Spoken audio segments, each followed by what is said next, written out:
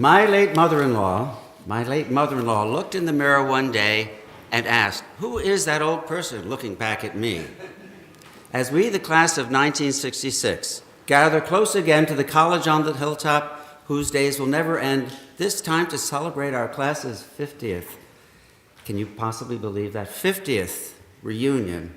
Let us look back in a mental mirror to see the 18-something-year-old freshman, that was us, in the fall of 1962. Let that pea-green freshman who is still inside us come out and let our minds wander as we dive into the warm pool of memory and nostalgia and reflect on the times, events, and people that bind us together in that special way. We met that fall day in 1962 in the depths of Dunham, 233 of us, winnowed down from 1,331 applications, 451 acceptances, and what was to be in the future, 170 to receive degrees. John Fitzgerald Kennedy was our president, Nelson Rockefeller our governor, and Harlan Lewis, mayor of Clinton in perpetuity. Clinton, which Paul Parker called the Versailles of Utica.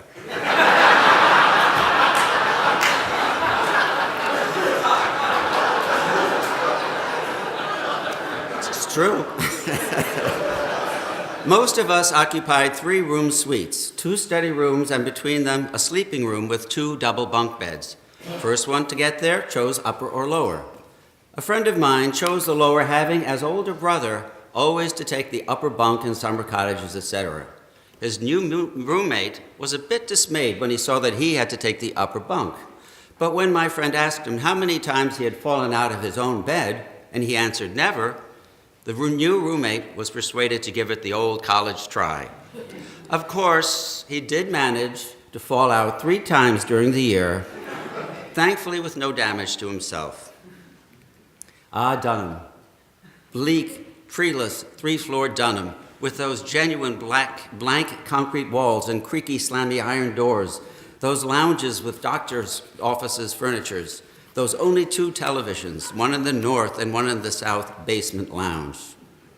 Go see it today and you'll find it's changed, but it still retains some of that old Dunham charm. After our families left us to our new lives as college men, we had our first taste of the Hill's haute cuisine when, at exactly 6 p.m., the doors flung wide open and we, dressed in dinner, required jacket and tie, were allowed to enter Commons and feast on the one food suits all non-variety we had for the rest of our time that we ate there, as the only choices were to eat less instant mashed potatoes and maybe more overcooked peas. Look at Commons today and weep.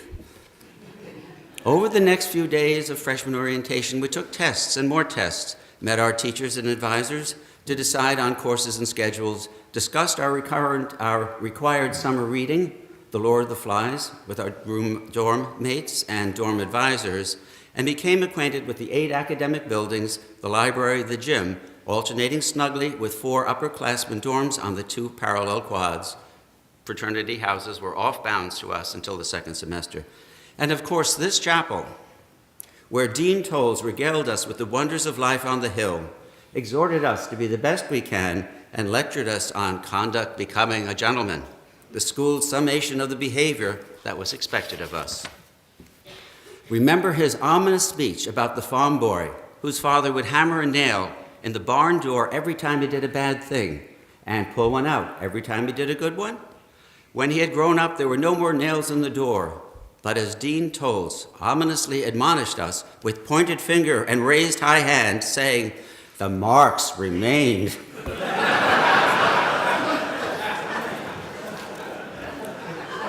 The upperclassmen returned to the Hill in a few days, and there was a half-hearted attempt at those archaic American traditions of freshman beanies and a tug-of-war between freshmen and sophomores in front of the chapel. Other archaic traditions that might astonish our children and grandchildren were freshman courses numbered 11, 12, or 13, 14, 6 days of classes a week, yes, even Saturday, although that one closed, that stopped at noon, required chapel or other religious attendance, required jacket and tie for dinner, chapel, and other major events, required 3 years of gym, including carryover sports, and our much-noted 4 years of public speaking. the yes papers, tests taken in a blue book to which we affirmed our gentlemanly behavior by writing and signing the honor pledge. I have neither given nor received aid in this examination. We heard of students who were expelled for violating this oath, so this we took seriously. And we chose our courses under the benevolent hand of distribution requirements. The 1962 catalog expressed it. To qualify for graduation, a student must satisfactorily complete the amount of work prescribed for each 6 attainments essential to a liberal arts education. These were English, including those 4 years of public speaking, foreign languages, natural sciences, art, social sciences, and religion philosophy. I emphasize this because I heartily believe the essence of education is to draw us out of ignorance. A, in Latin, out, duc, lead us out of ignorance. And we need the experts, our teachers and the institutions they are part of, to guide us in how to do this within limits. The blind do not lead the blind out of anything very well. And that's even the point of our college seal. The guardian spirit of education draws the veil from our eyes to behold light and truth, looks at veritas, and by this we are enabled to know ourselves, gnosis auton, which Socrates said was the beginning of all wisdom. One example of this, for me, was geology, which I never would have taken without having to, but which I am grateful I did. The extraordinary deductive reasoning that led us to understand what formed our earth so long before humans existed. The trompings through glade, glen, drumlins, and field trips in upstate New York to see the basis for this reasoning firsthand. The trilobite fossils in nearby excavations. I was fascinated and had a good time. And to this day, whenever I'm on the thruway between here and Albany, my eyes are inevitably drawn to the striations and fault lines of the rocky outcroppings on either side of the road. All this because of distribution requirements. Maybe the world was better then, and maybe it wasn't, but it seems to have been on a smaller scale to us now. World population was 3.2 billion, now it's 7.4. US population was 181.6 million, now it's 320. New York was the most populous state at 17.3. Now California is with 37.8 million people. And New York has just a slightly more, 19.7 million than it had then. The US gross national product then was 3.43 billion, and it's now 16.49 million. Average income then, $4,291. Now, $53,657. More to the point, average male life expectancy was a grim 66.8. Now it's a more appealing 81.2. Do you remember the most popular movie in 1962? It was To Kill a Mockingbird, and the most popular song was Sherry. A gallon of gas was 28 cents. The Yankees were about to win the World Series, and the Super Bowl hadn't been invented yet.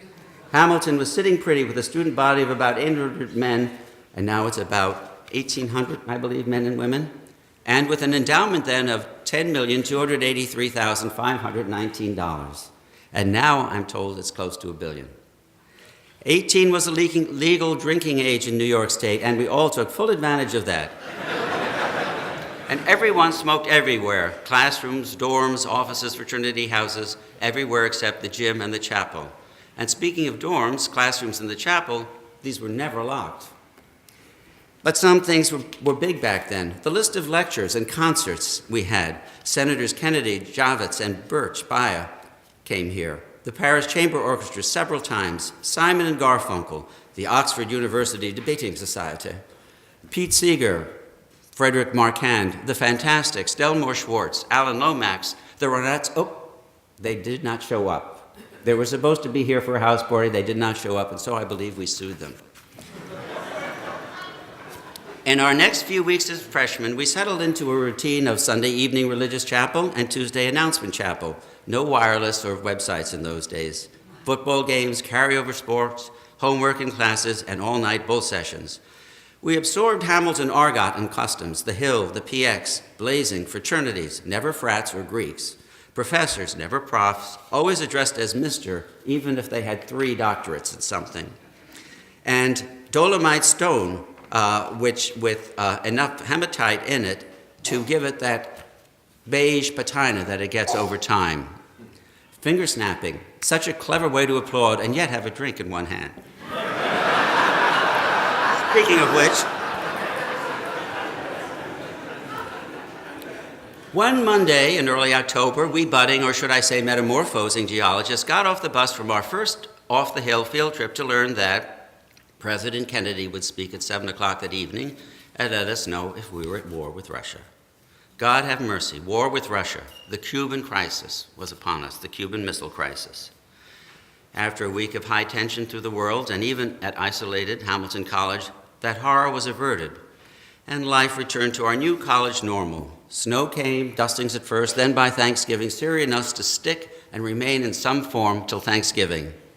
A ridiculous and raucous Beethoven's birthday party in December, the college Christmas gathering with Bobo Rudd reciting Yeats' Slouching Toward Jerusalem, the Christmas Blake, and then 3 weeks of classes with a short January thaw.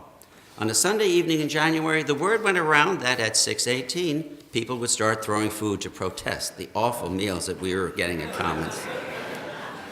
I heroically tucked under the table as food flew in all directions, and even a couple of those metal pitchers with bug juice still in them. Years later, at our 25th reunion, I could still show my son the straw that had been hanging off the hammer beam right to the right of the fireplace ever since then. It's not there anymore, but it was there for those 25 years. The administration was shocked, reprimanded us, and engineered an increase in the quality of the food and choice. And that was an incremental improvement of about 2 in a scale of 100. But anyway, we had to focus on midterms and the between-semester interregnum. We returned to fraternity rushing. We looked over the fraternity houses, and they looked over us, and then pledging, choosing which fraternity amongst you who wanted you, even if it wasn't the one you wanted, and the dreaded turkey shoot if no one wanted you. Some chose to join, some chose to remain independent. Spring house parties gave us our first introduction into the wonderful pre-co-ed chance of having a good time on the hill, on the campus, with girls, as we called them back then. And a lot more serious snow, feet of it, long icicles hanging down from every roof, daily temperatures below zero, and those occasional, wonderful, clear, blue sky days with the gleaming sun glancing merrily off the all-white, very pervasive snow. March and then the gushy mud season, the slow-paced, gentle blossoming of an upstate New York spring, so well earned after those many long, cold, dark days of winter in upstate New York. Spring brought out water balloons as well as flowers, and wise folks would walk many paces away from the walls of any dormitory. At spring house parties, class and charter day finals, and lo, we had finished our first year of college. Note to my classmates, house parties are no longer needed because it's a co-ed school, and class and charter day now suffices for the bacchanalia excesses that we had enjoyed then. Further note, I emphasize our freshman year because that was the time when we were really all together, before fraternities and independencies pushed us into groups and cliques. But the world went on, and that summer brought us folk songs and the March on Washington, where some of us were ear witnesses to Dr. Martin Luther King Jr.'s I've Got a Dream speech, even if we couldn't eye him through the crowds and trees. Returning to Hamilton as wise, full sophomores who knew all the ropes, we settled down to enjoy the things we enjoyed until that November Friday, when the chapel bell never stopped tolling, and we and the whole world gasped to learn that the young, vital president of the United States of America had been assassinated. And 2 days later, so was his presumed assassin. And the day after that, the solemn cortege with the riderless horse and the boots turned backward in the stirrups. And 3 days after that, a Thanksgiving that was more time of mourning and reflection than a day of thanks. Politics and historians' assessments aside, it was an horrendous shock, like Pearl Harbor, like FDR's death, like 9/11. After many road schools and even an airport changed their name to Kennedy, life returned to normal yet again. In February, Dean Miller shortened the Sunday evening chapel service so we could see Ed Sullivan introduce the Beatles to America on television. The English invasion had begun. More classes, parties, tests, and sports, and in the summer after college, President Johnson engineered the passage of the Great Civil Rights Act of 1964, and a new era in America had begun. We returned to the Hill as juniors and experienced the contentious Johnson-Goldwater presidential campaign, the Daisy ad, and the fact that we could die for our country but could not vote until we were 21. Thankfully, that changed. An extraordinary blizzard in the interregnum piled snow up to the second floor of Carnegie and forced the school to close for 3 days, first time in its history, and left 2 of our classmates, Jim Mabey and Tom Murray, stranded in the Patterson rest stop on the Thruway for 3 long, tedious days. Because, a very good reason, because if they were allowed to leave by the service road that led into the local roads, that would mean they would escape paying the Thruway tolls. Both a new light and a shadow were cast on our senior year. A new light appeared when President McEwen made a big announcement one Tuesday chapel on the plans to name the new women's college to be the first of several coordinate colleges to be named Kirkland and to be located on the current apple orchard on the other side of the road. This evolved to the unified, happier co-ed Hamilton that we have today, much improved from our days there in many ways. But the deepening of the Vietnam conflict prompted dark talk of the reinstitution of the draft, and the selective service regulations were tightened. Hamilton, like all other colleges, prepared as best they could for this likely occurrence.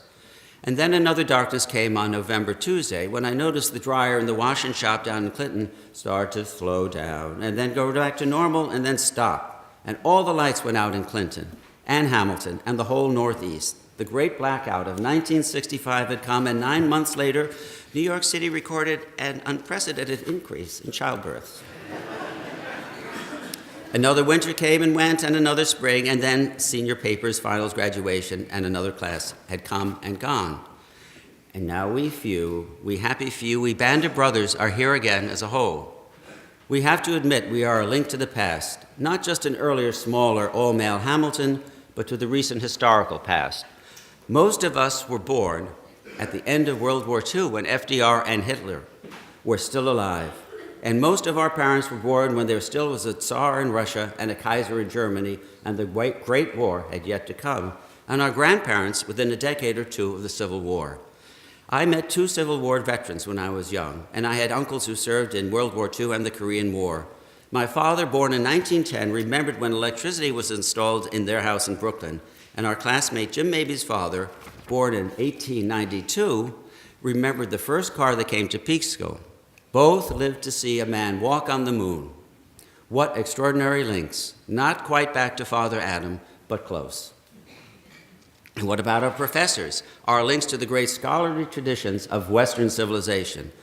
I believe that Hamilton had achieved one of its peaks in those days, as I think it has recently. Close-knit faculty who had survived the Depression, World War II, and the Korean conflict to devote their lives to teaching and teaching values in an era often described as conformist, self-satisfied, mediocre, and lackluster. A president with a vision enthusiastically shared by his faculty to make Hamilton a top-notch educational institution, a board who wisely supported these efforts. We were taught the values of our civilization and received training in how to think and how to communicate our thoughts.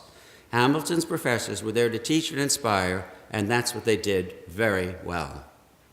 Ed Barrett comes first to mind. Of course, we never addressed our august professors by their first name back then, but after graduation that changed, and many of them insisted on being called by their first name. Ed's love of knowledge, literature, and Shakespeare, his smiling approach to life, and his intellectual and emotional rigor and balance were a lodestone to many of us. Mr. Johnston, who left a successful business career to teach generations the glories of 18th century English literature. Paul Parker and Jim Penny, artists as well as art historians.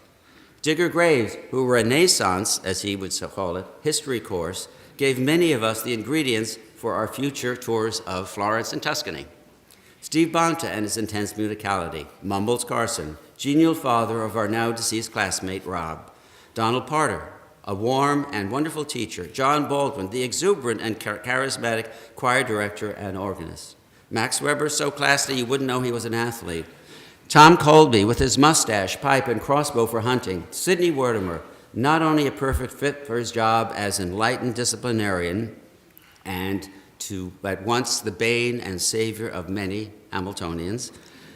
but also one of the best public speakers around. He could just talk about anything very well and engage your attention just beautifully. And of course, his lovely wife, Ellie. Otto Liedtke, the gentle German. I'm just scratching the surface, and for scratching below the surface, I wish to thank Hamilton's wonderful archivist, Kathy Collette, as well as Gordon Hewitt, Emma Ryan Bloom, and the others for their help in gathering this background material. And then there was Mattingly, my advisor as a Latin major. A brilliant mind and a complete eccentric who would drive around in his Jeep and haul hay to the horse that he had in his Cadillac, always wearing a crash helmet. The dinners he and his wife occasionally invited us to included bottled water, which at the time was very exotic outside of French restaurants. And he had that prescient fear that terrorists might plant poison gas in the intakes of the Honnold Tunnel, and this was back in 1965. And he always emphasized the 17 uses of the ablative. But deeply ingrained in my memory was his imperious high-pitched voice commanding, "Frese, translate!" As a Latin major and an educational offspring of Mr. Mattingly, I would be remiss if I did not bring a little Horace, my famous Roman poet, into our great tradition of the Annalist letter. This will be a favorite of aging English schoolboys as they got into their cups. First I'll say it in Latin, then in English. Eheu fugaces postume, la buntorani nec pietas moram rugis et instantis senectae ad feridin domitae quae morti. Alas, friend, how swiftly, swiftly the years slide by, nor can our righteousness even slightly pause wrinkles, nor much too early old age, nor the most certain approach of ending. Well, Hamilton's days will never end, according to one of our school's songs, but our reunion will shortly. So I ask you, what does Hamilton mean to you? An enviable time of your life, youth, good health, adult privileges without adult responsibilities? A preparation for your entry into the real world? An opening of your mind to ideas and knowledge and possibilities only dreamt of before? Making lifetime friends? Well, maybe it's all of these, maybe none of these, maybe something else. But whatever it is for you, look again at that mental mirror and see the 18-year-old we were 54 years ago. And as we reflect on the times, events, and people that bind us in that special way, and perhaps feel a little melancholy for the snows of yesteryear, let us reassure Carissima, we still will be thy boys.